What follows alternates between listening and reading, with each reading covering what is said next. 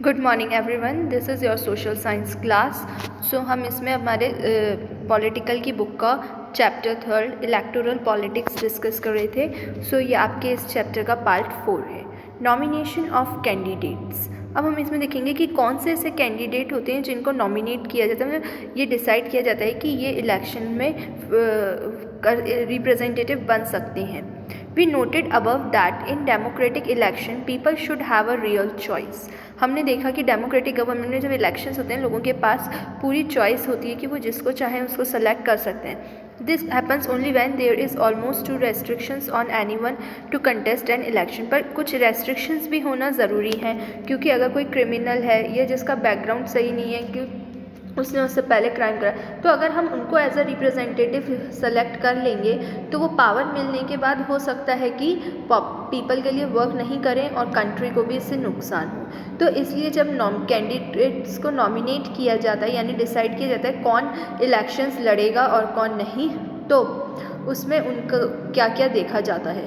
Anyone who can be a voter can also be come a candidate in election. जो vote देता है क्या वो भी इलेक्शन लड़ सकता है? क्योंकि हर इंसान का एक वोट है, तो जो वो खुद के लिए वोट नहीं कर सकता, बट हाँ वो अपनी पार्टी को वोट करेगा। Only difference is that in order to a candidate the minimum age is 25 years. So first thing हम जो देखेंगे कि कोई भी कैंडिडेट जो इलेक्शंस में खड़ा होता है या रिप्रेजेंट करता है, वो उसकी एज कम से कम 25 ईयर्स होनी चाहिए। While it is only 18 years for being a voter. जबकि वोटर के लिए सिर्फ 18 ईयर्स एज चाहिए। अगर आपको वोट देना है तो 18 ईयर्स होनी चाहिए, और अगर पार्टी में या किसी भी पार्टी से स्टैंड करना है, रिप्रेजेंटेटिव बनना है, तो कम से कम 25 ईयर्स एज होनी चाहिए। There are some other restrictions on criminals etc. but these apply in every extreme cases। और ये भी कि उसने कभी कोई क्राइम ना किया हो, पर डिपेंड करता है केस पे। अगर कोई आप सही है तो हो सकता है उसको अपॉर्चुनिटी दे दी जाए। Political parties nominate there candidate who get the party symbol and support. और जो भी पॉलिटिकल उसको जो नॉमिनेट होता है उसको किसी ना किसी पार्टी से नॉमिनेट होना पड़ता है, मतलब किसी ना किसी पार्टी में सेलेक्ट होना पड़ता है और उसके सिंबल को फॉलो करता है। हर पार्टी का अपना सिंबल होता है। Political parties nominate their candidates who get the party symbol and support. Party nomination is often called party ticket. और जो पार्टी का नॉमिनेशन होता है, जैसे कांग्रेस हुई, कांग्रेस का जो नॉमिनेशन होगा उसको हम क्या बोलेंगे? Party ticket. मतलब कि उनकी पार्टी को वो टिकट जाएंगे, जैसे उनको 20 टिकट्स मिले, मतलब वो अपने 20 कैंडिडेट्स को दे सकते हैं। Every person who wishes to contest an election has to fill a nomination form. और जो भी इसमें पार्ट लेना चाहता है सबसे पहले उसको नॉमिनेशन फॉर्म भरना होता है and give some money as security deposit. और कुछ मनी भी डिपॉजिट कराना होता है, मतलब देना पड़ता है, जिसको हम सिक्योरिटी डिपॉजिट बोलते हैं। कि अगर वो हो सकता है ना जीते या जीत जाए तो उसको वो डिपॉजिट उस अकॉर्डिंग वापस होता है। Recently a new system of declaration has been introduced and direction of some supreme court. अभी कुछ न्यू सिस्टम भी डिक्लेयर किए गए हैं सुप्रीम कोर्ट के बारे में। वो क्या है सुप्रीम कोर्ट से? Every candidate has to make a legal declaration. हर कैंडिडेट को एक लीगली मतलब एक डिक्लेयर करना होगा जिसमें कुछ डिटेल्स देनी होती हैं। Serious criminal cases pending against the candidate, कि उसके पास उसका कोई केस तो नहीं है जो क्रिमिनल करा हुआ, कि भाई वो अभी पेंडिंग चल रहा है, उसने क्राइम कर दिया लेकिन अभी वो पेंडिंग चल रहा है कि उसने किया है या नहीं। Details of these assets and liabilities of candidate his और हर फैमिली। और उसे ये भी देना पड़ता है कि उसकी कितनी असेट और लाइबिलिटी है, यानी उसके पास कितनी जमा पूंजी है, कितनी प्रॉपर्टी है उसकी। Education qualification of the candidate, और उसे अपनी एजुकेशन के बारे में भी बताना पड़ता है। दिस फॉर्म, जब वो फॉर्म भरते हैं तो उन्हें ये तीनों चीज़ डिक्लेयर करनी पड़ती हैं। This form has to be made public. These provides an opportunity to the voters to make their decision on the basis of information। और ये सारी इंफॉर्मेशन वोटर्स तक भी पहुंचाई जाती है ताकि वो अपने लिए जब किसी को भी सेलेक्ट कर रहे हैं तो उन्हें पता हो कि उनका जो लीडर है वो कैसा है, कितना पढ़ा लिखा है, कितना सही है। Educational qualification. Why is there no educational qualification for holding such important position when someone kind of education qualification is needed for any other job? अगर हमें हर जॉब के लिए कंट्री में क्वालिफिकेशन चाहिए तो वोटर्स जो होते हैं इनके लिए क्यों नहीं कोई क्वालिफिकेशन डिसाइड की जाती? Educational qualification are not relevant in all kinds of jobs. The relevant qualification for the selection of Indian cricket team, for example, is not attainment of educational degrees but the ability to play the cricket. हर चीज़ के लिए अगर हम देखें country में तो education ज़रूरी नहीं है।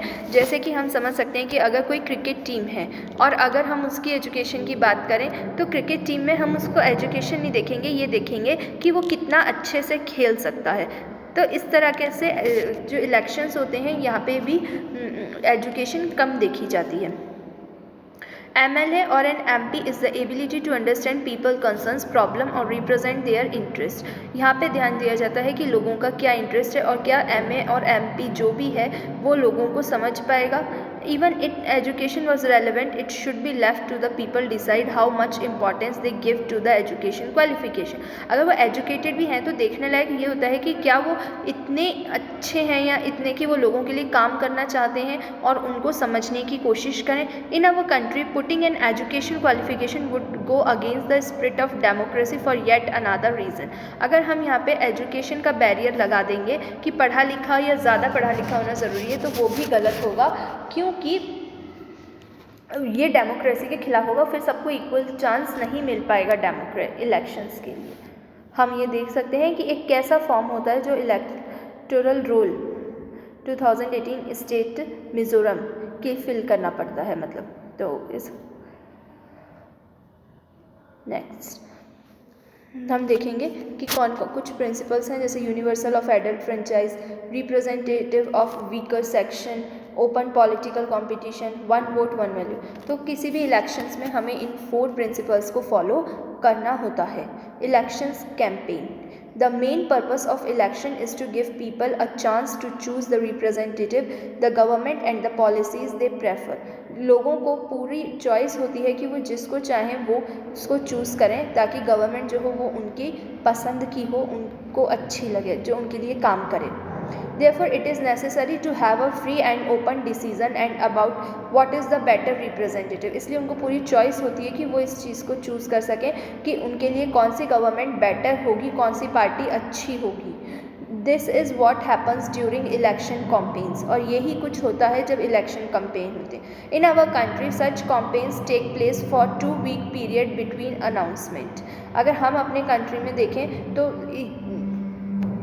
किसी भी इलेक्शन से 2 वीक पहले ये अनाउंस हो जाता है कि कौन कौन कैंडिडेट्स हैं, फाइनल लिस्ट निकाल दी जाती है।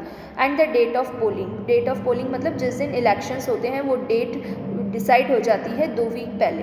During this period the candidates contact their voters, political leaders, address election meetings and political party.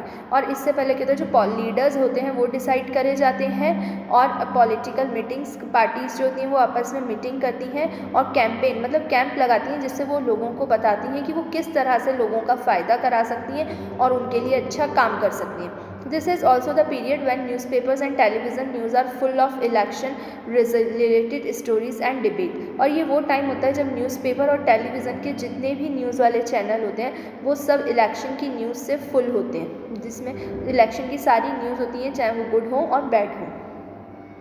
But election campaign is not limited to 2 weeks only। Political parties start preparing for election months before they actually take place। पर अगर हम देखें तो ये 2 weeks पहले से नहीं होता है इलेक्शंस का काम स्टार्ट, बल्कि जो पार्टीज़ होती हैं वो बहुत समय पहले से ही सारी तैयारियां कर लेती हैं कि किसको कौन कौन उन्हें नॉमिनेट करना है, कहाँ से करना है और कैसे। In election campaigns, political parties try to focus public attention on some big issues। इस समय तो पार्टी जो होती हैं 2 weeks के टाइम पे ज़्यादातर लोगों को अट्रैक्ट करने की कोशिश करती हैं कि वो लोगों को ये समझाएं कि वो कैसे उनका फ़ायदा करा सकती हैं। They want to attract to vote for their party। वो उनको अट्रैक्ट करती हैं कि वो जो लोग हैं सिर्फ उन्हीं की पार्टी को वोट दें। Let us look at some of the successful slogan. हम इसके अकॉर्डिंग को स्लोगन भी देख सकते हैं, जैसे the Congress party led by Indira Gandhi gave the slogan of गरीबी हटाओ रिमूव पॉवर्टी। जैसे जो कांग्रेस पार्टी है जो इंदिरा गांधी जी ने लेड की थी, उनने एक स्लोगन दिया था कि गरीबी हटाओ मतलब पॉवर्टी को हटाएंगे। तो ये किस लिए था? ताकि लोग उनकी पार्टी की तरफ अट्रैक्ट हों। The party promise to reorient all the policies of the government to remove poverty from the country. इससे क्या होता है कि वो सारी जो पॉवर्टी है कंट्री से हटाएंगे और ऐसी पॉलिसीज़ लाएंगे जिससे पॉवर्टी कम होती जाए। Save democracy was the slogan given by Janata party under the leadership of Jaya Prakash Narayan in the Lok Sabha election held in 1977. The party promised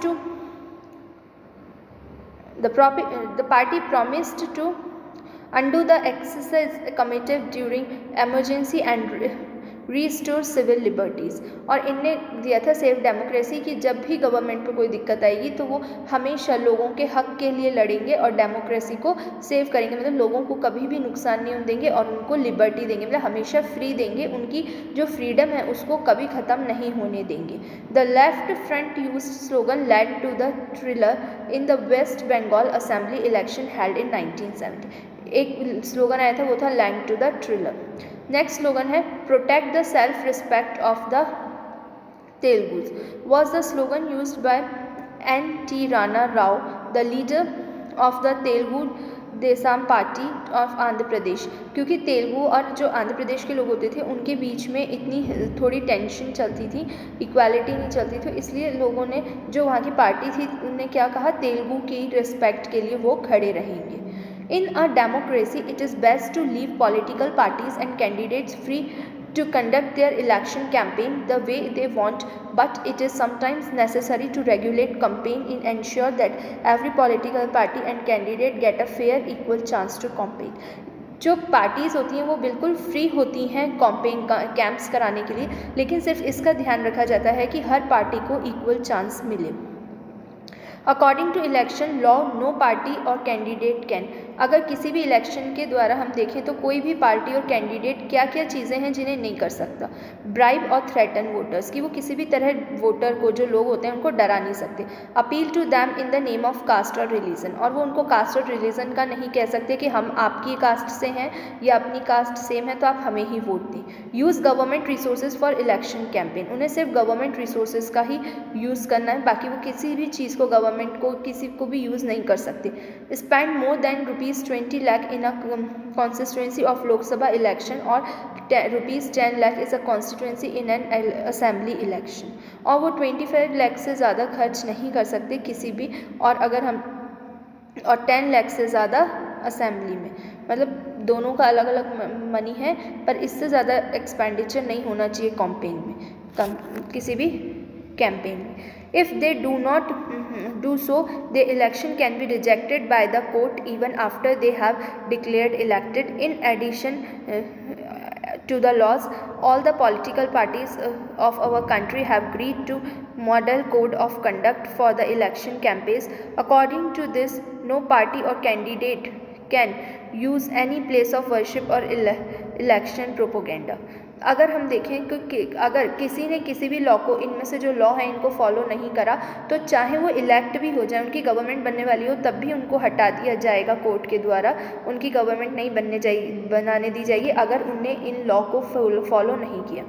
फिर होता है model code of conduct. Code of conduct होता है कि यानी कि वो किसी भी जगह को, जैसे कुछ जो रूल्स हैं उनको फॉलो करने होंगे, जैसे किसी भी वर्शिप, जो पूजा करने की जगह होती है, वे वहाँ पे कैंपेन नहीं कर सकते, वहाँ पे इलेक्शंस का कोई भी वर्क नहीं कर सकते, जैसे मंदिर, मस्जिद, इन जगहों पे, या फिर church. Use government vehicles, aircraft and officials for election.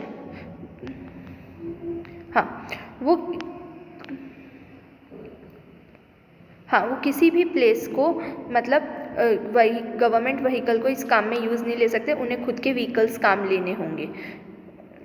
Once elections are announced, minister shall lay foundation stones of any project, take any big policy decision or make any promise of providing public facility। और कोई भी election होता है तो वो किसी, जो government पूरी कंट्री की चीज़ें, कोई रिसोर्स है या जैसे कोई माइन है, उसके बारे में प्रॉमिस नहीं कर सकते क्योंकि वो पूरी कंट्री का है या स्टेट का है, किसी का नहीं है। Thank you.